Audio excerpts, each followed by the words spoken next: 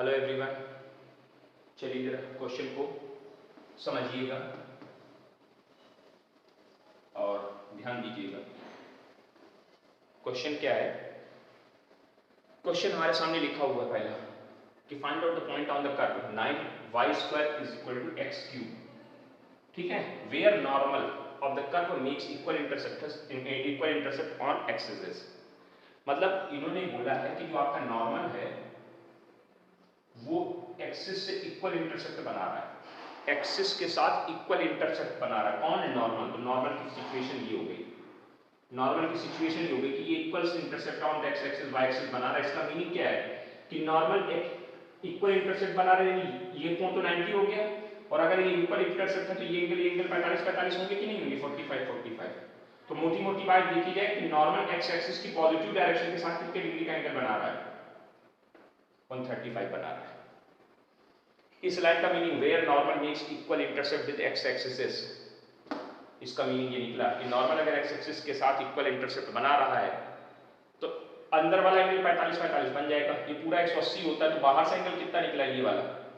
कि हमेशा जो हम लोग एंगल लेते हैं वो एक्स एक्सिस की पॉजिटिव डायरेक्शन मतलब एंटी क्लॉकवाइज डायरेक्शन होती है। ये यहां से स्लोप ऑफ नॉर्मल कितना निकलेगा?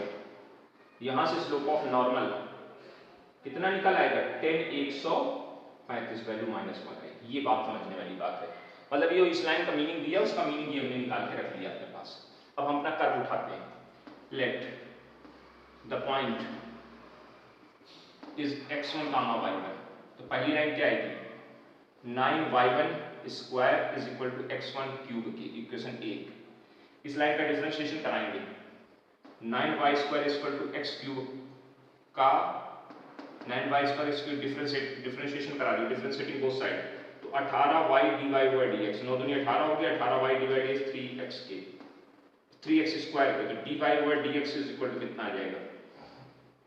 ये नीचे जाएगा कितनी वैल्यू आ जाएगी? x² 6y आ जाएगी। देखो चेक करो, 3 से 3 18 6y।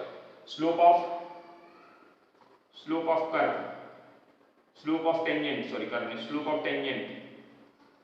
टेंजेंट का स्लोप और कर्व का स्लोप एक ही बात होती है। स्लोप ऑफ टेंजेंट क्या मतलब होगा? dy/dx eight x1, y1। मतलब क्या वैल्यू निकल आई? x1² 6y1। यहीं से हमारे हिसाब से स्लोप ऑफ नॉर्मल क्या निकला? स्लोप ऑफ नॉर्मल अब क्या आएगा? नॉर्मल का स्लोप हमारे हिसाब से -6y1 x1²। ये हमारे हिसाब से, ये क्वेश्चन के अकॉर्डिंग। तो यहाँ क्या लिखेंगे? यहाँ लिखेंगे according to question slope of the normal is this. यहाँ पे लिखेंगे according to question slope of normal is equal to this. कैसे निकला प्रोसीजर आपको पता है। अब क्या होगा? -6y1 x1² = कितने के? -1 के। तो माइनस माइनस खत्म हो जाएगा, प्लस हो जाएगा। तो क्या आ जाएगा? 6y1 = x1² की, यानी y1 की वैल्यू कितनी आ जाएगी? x1² 6 आ गई। क्योंकि भाई अब वैल्यू को इनको सॉल्व करना, तो ये y1 की वैल्यू उठा के यहाँ रखने जा रहे हैं। तो बाई इक्वेशन फर्स्ट, ये इक्वेशन सेकंड बनी। बाई इक्वेशन फर्स्ट क्या आएगा? 9 ऐसे लिखा रहा, इसकी वैल्यू बताओ, y1² की वैल्यू बताइए जल्दी से। यहाँ कितना आ जाएगा? x1² 6 का होल स्क्वायर। y1 की वैल्यू रख दी, स्क्वायर अपनी जगह पे रख दिया, इज इक्वल टू कितने के? x1³ के। यहाँ कैलकुलेशन करें कितनी वैल्यू आएगी? 9। x1 की power 4/36 is equal to x1³ के। 9 चौको 36, 4 बार कट गया, कट जाएगा। हाँ, नहीं दिख रहा है क्या? दिख जाएगा। अब देखो दिख गया होगा, 4 बार कट रहा है। अब देखो एक काम करो, इसको इधर कर लो। क्या लाइन आ जाएगी आपके पास? x1 9 चौको 36, 4 बार कट गया। x1 की पावर 4 बराबर 4x1³ की। चेक करो, x1 की पावर 4 इज इक्वल टू, देख लीजिए, चेक कर लीजिए कहीं कोई दिक्कत होता है। x1 की पावर 4 माइनस ये आ गया, इसको उठा के चलिए। तो x1 की पावर 4 - 4x1³ की, इससे क्या आएगा? x1³ कॉमन आ जाएगा, तो x1 - 4 बराबर 0 के। तो इससे इफ x1³ बराबर 0 तो दिस इंप्लाइज x1 बराबर 0। इफ x1 - 4 बराबर 0 तो दिस इंप्लाइज x1 बराबर 4। x की दो वैल्यू मिल गई। व्हेन x1 बराबर 0 देन जब यहाँ 0 रखोगे तो y1 कितना आएगा? 0 रखो यहाँ, x1 इक्वल टू 0, तो ये 0 हो गया, तो y1 में कितना आ जाएगा, y1 में कितना आ जाएगा, 0 आ जाएगा। चेक करो भैया, व्हेन x1 बराबर 0 देन y1 बराबर 0 आएगा कि नहीं आएगा, व्हेन x1 बराबर 0 देन y1 इक्वल टू 0। तो एक पॉइंट तो हमको ये मिल रहा है, पॉइंट 0, 0। देख लो, चेक कर लो, कहीं कोई दिक्कत हो तो बता दीजिए भैया, है ना भाई। यहां से इसका क्रॉस मल्टीप्लाई आ गया, थोड़ी जगह नहीं, इसको मिटा रहे हैं, ये पुरानी चीज फिगर मिटा दे रहे हैं। अब व्हेन x1 बराबर 4 देन x1 बराबर 4 याद रखें, तो क्या आएगा 9 y1 स्क्वायर इक्वल टू कितने के 4 का क्यूब यानी 64, तो y1 स्क्वायर इक्वल टू 64 बटे 9 के, तो y1 equal two plus minus 8 बटे 3, देख लो चेक करो, प्लस माइनस 8 बटे 3, सही है, ठीक। अब जरा ध्यान दीजिए, तो y1 की दो वैल्यू आई, x1 की एक वैल्यू, तो एक पॉइंट क्या मिलेगा 4, 8 बटे 3, और एक पॉइंट क्या मिलेगा 4, माइनस 8 बटे 3। ठीक, चेक करिए फटाफट, चेक करिए। अब देखो ध्यान से, 4 का माइनस ये दो ये और एक ये पॉइंट। अभी देखो इसमें खासियत क्या है कि अगर इस पॉइंट को लेके 0,0 को लेके चलते हैं, तो 0,0 यहाँ पर जब स्लोप ऑफ टेंजेंट निकाले तो 0 अपॉन समथिंग इन्फिनिटी वैल्यू देने लगेगा। कैसी वैल्यू देने लगेगा यहाँ पे भाई, x1 भी 0 y1 भी 0, जब दोनों 0 यहाँ रखेंगे तो यहाँ वैल्यू कैसी देगा, ये इन्फिनिटी देगा। या यहाँ पे बात करो तो ये वैल्यू कैसी देगा, इन्फिनिटी देगा। तो ये वैल्यू, ये जो पॉइंट होगा ये नॉट सेटिस्फाइड कर रहा है, नॉट पॉसिबल करके इसको हम क्या कर देंगे, छोड़ देंगे। ध्यान से समझिए, 3 पॉइंट देने के लिए 2 एक्सेप्ट किए, एक को छोड़ दिया, क्यों, क्योंकि ये पॉइंट जब आप यहां रखोगे इस जगह तो -6 इंटू 0/0, 0/0 की फॉर्मेट बनेगी। 0/0 की फॉर्मेट को नॉट डिफाइंड माना जाता है, क्योंकि भाई आपको मालूम है slope of the tangent normal कितना होना चाहिए, -1। इससे -1 आने वाला ही नहीं है, कभी भी नहीं माइनस आएगा, इन्फिनिटी वैल्यू आने लगी, तो ये पॉसिबल नहीं था, इसलिए इस पॉइंट को क्या कर दिया जाएगा, रिजेक्ट कर दिया जाएगा, बात खत्म कर दी जाएगी। समझ में आ गई होगी बात। हाँ, अब जब हमको पता होता पहले से, जो बच्चे प्रैक्टिस करे होते तो वो क्या करते, उसको यहीं तोड़वा देते, x1 क्यूब से आने का सीधे x1 बराबर 4 एक ही पॉइंट निकालते और ये दो वैल्यू निकाल के रख देते, तो भी चल जाता। लेकिन अगर मान लो आपने निकाला है तो इसकी नॉट पॉसिबिलिटीज की कंडीशन भी समझा दी गई आपको। ओके, समझ में आ गया होगा। अगला एग्जाम्पल नंबर, नेक्स्ट एग्जाम्पल की तरफ बढ़ते हैं। समझ में आ गया। हाँ, कुछ है नहीं है टेंजेंट नॉर्मल में, कॉन्सेप्ट आपके पास अगर है तो आप पूरा टेंजेंट नॉर्मल को खंगाल सकते हैं, पूरा कॉन्सेप्ट टेंजेंट नॉर्मल का बता दिया गया आपको। Find the point on the curve y square equal to x where the tangent makes angle with π/4 with x axis. क्या दिया गया, ये क्या दिया, curve y square equal to x, y square equal to x, ये curve y square equal to x एक curve है। Point निकालना है, हमने पॉइंट क्या मान लिया, सीधे सीधे पॉइंट इज x1, y1, क्या वैल्यू आएगी, y1 square equal to x1 की, इक्वेशन नंबर 1। इसका डिफरेंशिएशन कराएंगे तो 2y dy/dx is equal to 1 के, तो dy/dx इक्वल टू कितना आ जाएगा, 1/2y के। स्लोप ऑफ टेंजेंट कितनी वैल्यू आ जाएगी हमारे साथ, 1/2y1, डायरेक्ट लिख दिया, डिवाइडेड एट द पॉइंट, सीधे चला दिया, कोई दिक्कत।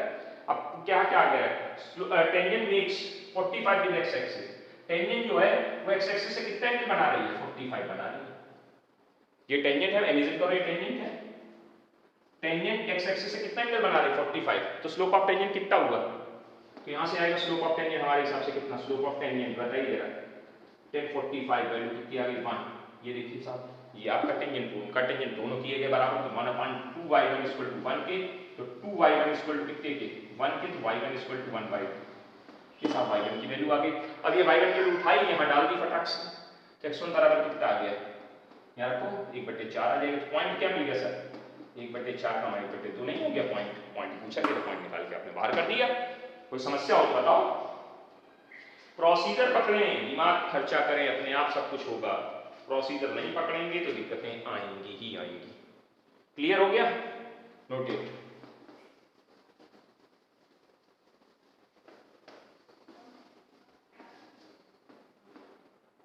अगला question, find out the angle find an angle that tangent to the curve x is equal to e to the power t, x is equal to e to the power t cos t और y is equal to e to the power t sin t। ये दो curve दिए, मतलब ये curve दिए गए।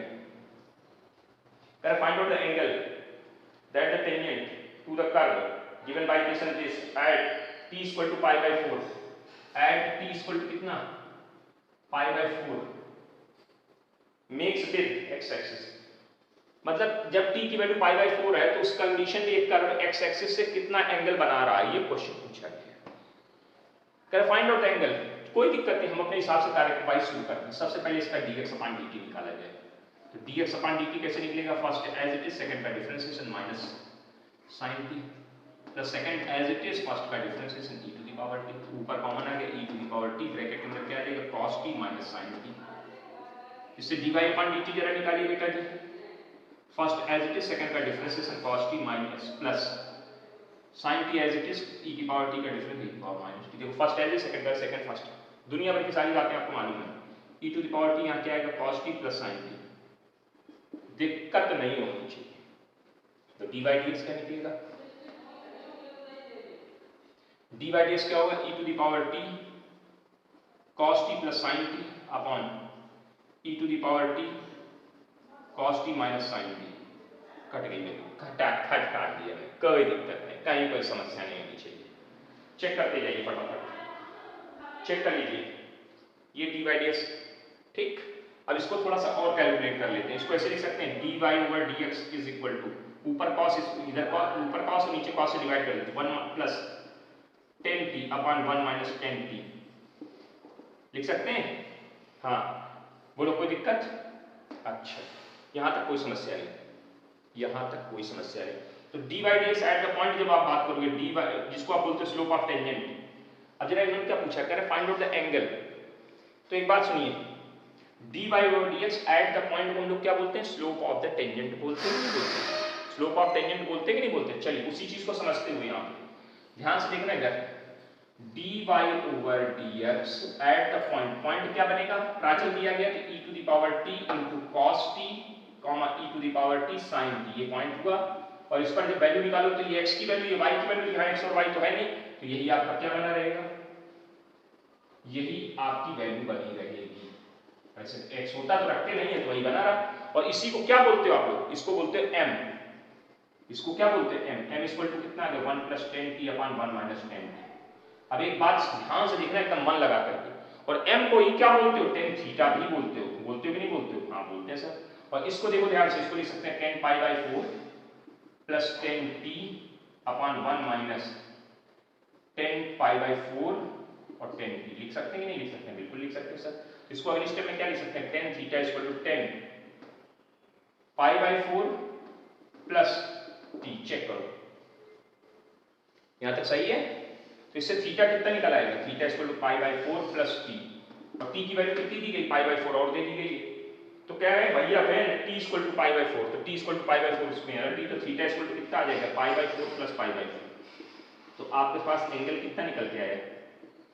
90 आ गया। Question को समझिए भैया, इसका डिफरेंट dy dx का कोई दिक्कत नहीं। dy dx at the point को क्या बोलते हैं बेटा? स्लोप बोलते हो ना? हाँ, तो भैया आपने क्या किया? dy dx at the point, point कैसे निकले?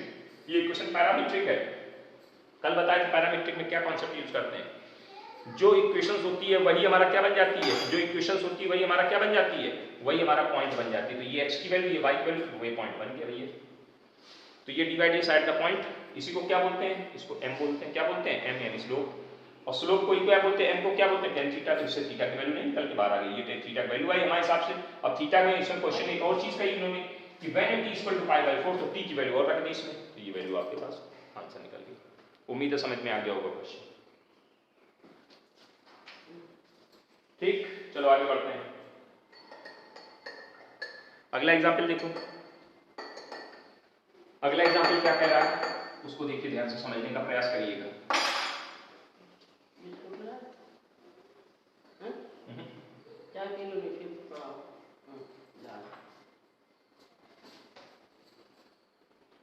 The slope of the curve, the slope of curve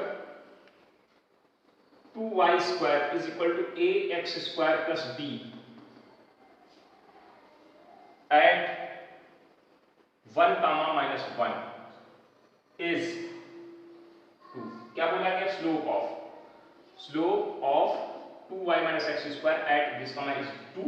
Then find a and b. तो क्या निकालना आपको? a and b. Find a and b.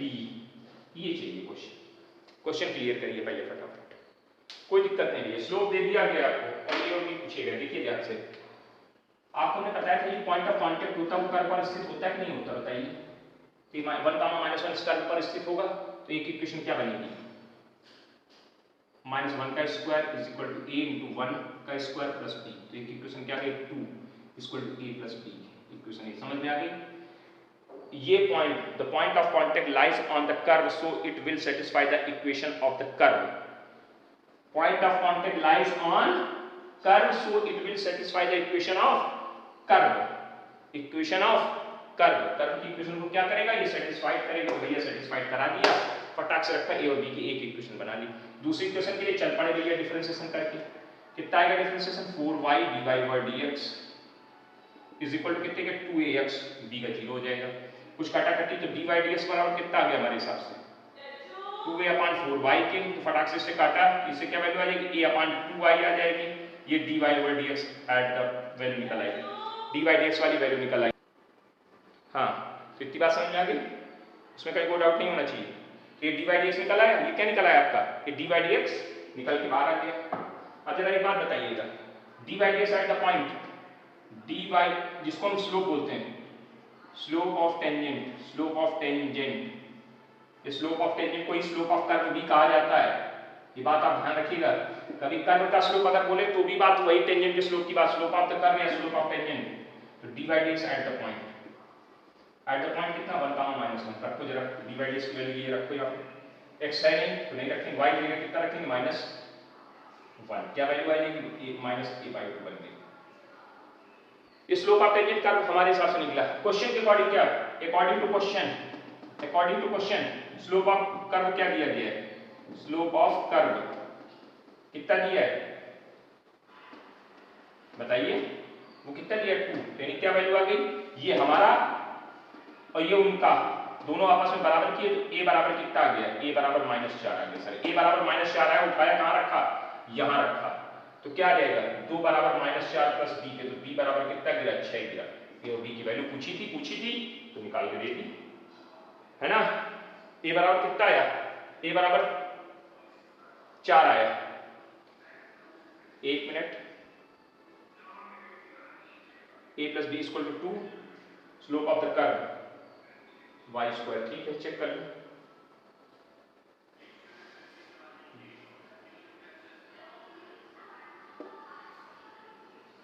ठीक, सही है। क्वेश्चन में यहाँ पे -2 दिया, इसलिए थोड़ी सी हमारी आंसर मैच नहीं किया। -2 दिया तो -2 करोगे तो ये -2, तो ये कितनी वैल्यू देगा? 4 देगा। तो a बराबर 4 आएगा, तो जब 4 रखोगे तो b बराबर कितना हो जाएगा? -2 आ जाएगा। तो किताब के आंसर थोड़ा सा गलत नोट हो गया, इसकी वजह से डिस्टर्बेंस ये यहाँ पे परेशानी, इसलिए आंसर नहीं मिल रहा। तो हमने कहा देखिए क्या दिक्कत आ गई। चलिए नोट करिए फटाफट नोट करिए। समझ में आ रहा है ना?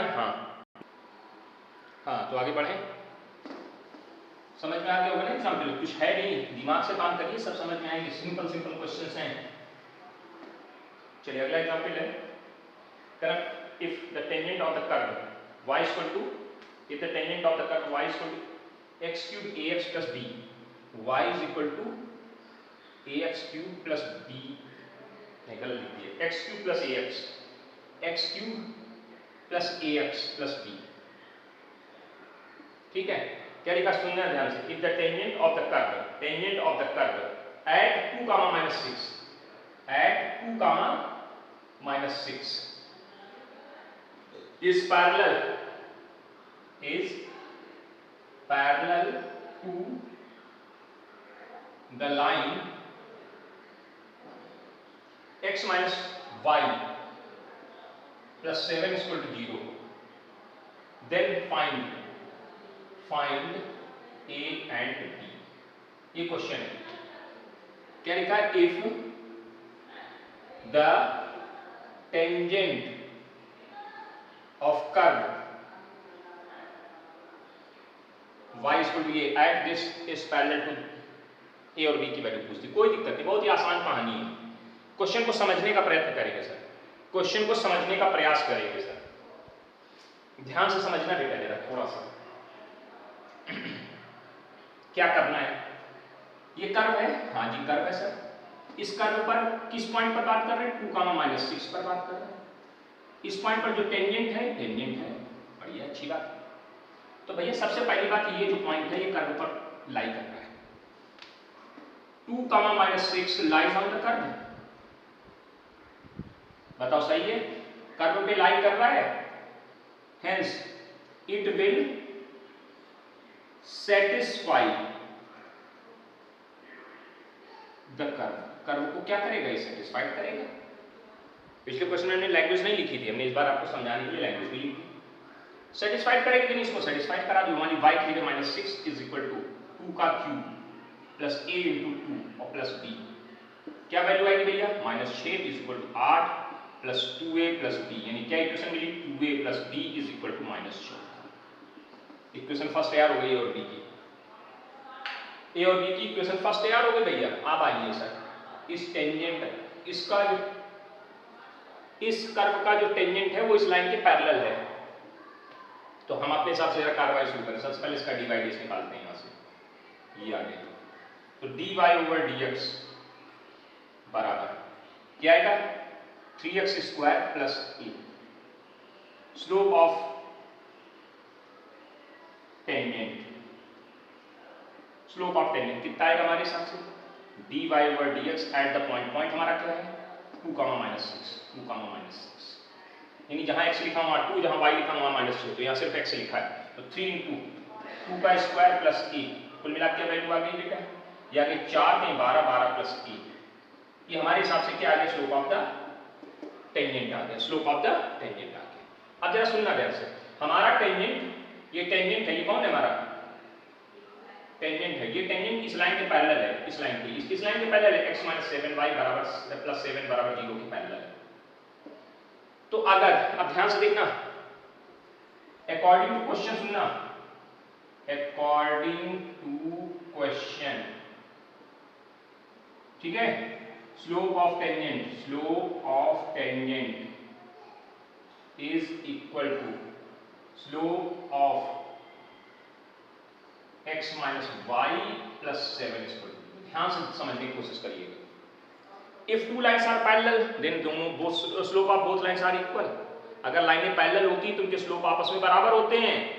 If lines are parallel, then slope are equal।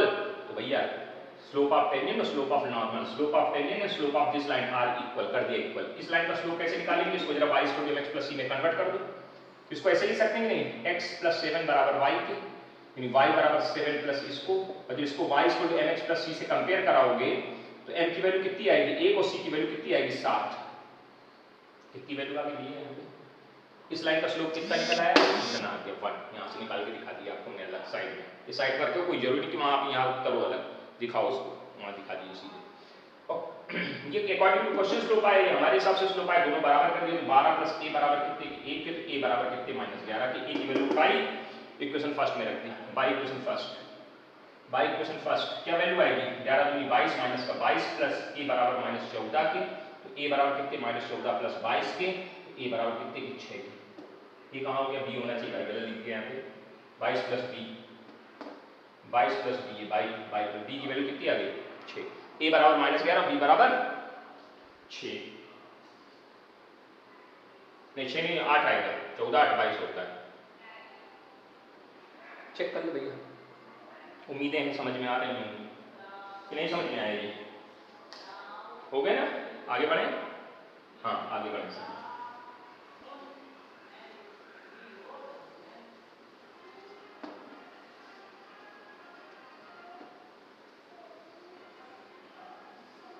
आगे बढ़े, अगला क्वेश्चन क्या लिखा है, if the tangent to the curve, if tangent to the curve, बिल्कुल इसी पैटर्न पे क्वेश्चन है, मिटा दिया फालतू, मिटा दिया, जल्दीबाजी हो गई गलती थोड़ा सा, कोई बात नहीं, देख लेते हैं इसको फिर से। If the tangent to the curve is at the point 2, -6 is perpendicular, is perpendicular किस लाइन पर, x - y - 9 = 0 पे परपेंडिकुलर है। तो ए और बी की वैल्यू पूछी, थोड़ा सा परिवर्तित करके ए और बी फिर पूछ दिया, कोई बात नहीं। पहली तो इक्वेशन बनेगी, इसको सेटिस्फाइड कराओगे तो क्या इक्वेशन आएगी, -6 बराबर 2 का cube plus 2a plus b, यानी 2a प्लस b बराबर -6, जैसे पिछले बनी थी -14, वैसी इक्वेशन अब फिर बन गई। इसका स्लोप निकाला, इसका डिवाइडेड करा, डिवाइडेड कितना आ गया 3x² प्लस a के। तो हमारे पास जो स्लोप ऑफ टेंजेंट निकला था, स्लोप ऑफ टेंजेंट वो पिछले क्वेश्चन जैसा ही है, वैल्यू वही है, थोड़ा सा चेंज उसको समझा रहे हैं। स्लोप ऑफ टेंजेंट कितना आएगा हमारे हिसाब से, divided side the point, point जब करेंगे डिवाइडेड पॉइंट क्या हमारा 2, -6, तो वैल्यू कितनी आ जाएगी 4 के 12 प्लस 1, ये हमारे हिसाब से स्लोप ऑफ टेंजेंट निकल आया। अब इन्होंने क्या कहा है, सवाल सुन लेना ध्यान से। If the tangent to the curve, tangent ये मान लो टेंजेंट है, ये टेंजेंट है और ये इस लाइन पे परपेंडिकुलर है, टेंजेंट टू द कर्व, इस लाइन का जो टेंजेंट है इस पॉइंट पर वो इस लाइन पर परपेंडिकुलर है, ऐसा बोला गया। तो भैया अगर दो लाइंस परपेंडिकुलर होती थी तो इसका स्लोप और इसके स्लोप का प्रोडक्ट -1 के बराबर होता था कि नहीं होता। तो आइए sir, since tangent is perpendicular on x minus y minus 9 equal to 0, क्या मीनिंग निकला इसका, इसका मीनिंग ये निकला कि slope of tangent into slope of x minus y minus 9 बराबर 0 is equal to -1। Slope of tangent कितना निकला सर, ये निकला 12 प्लस 1। और इस लाइन पर इसका स्लोप कैसे निकालोगे, इसका स्लोप कैसे निकालोगे, यहाँ कैसे निकलेगा, इसको उधर भेजोगे, देखो ध्यान से x माइनस 9 बराबर y के, इसको y equal to mx plus c से जब कंपेयर कराओगे, y equal to mx plus c से जब कंपेयर कराओगे तो m इक्वल टू 1 आएगा और c बराबर -9 आएगा। हमको m की वैल्यू की जरूरत होती है, m लिख लिया कितना 1 बराबर -1। चेक करो तो यहाँ क्या वैल्यू आ गई 12 प्लस a बराबर -1, a बराबर कितने के -13, a निकल के आ गया सर -13।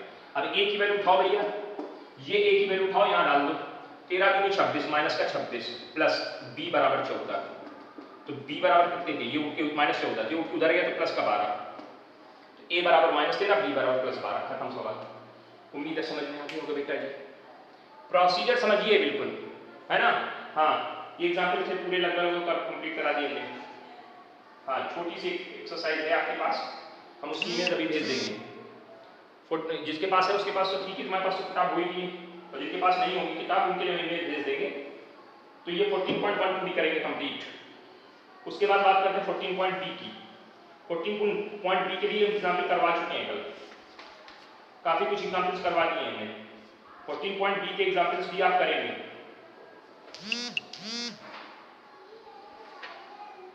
ठीक है, हाँ बेटा करना है अब आपको, काम आप एक ऊपर डिपेंड आएगा सब कुछ।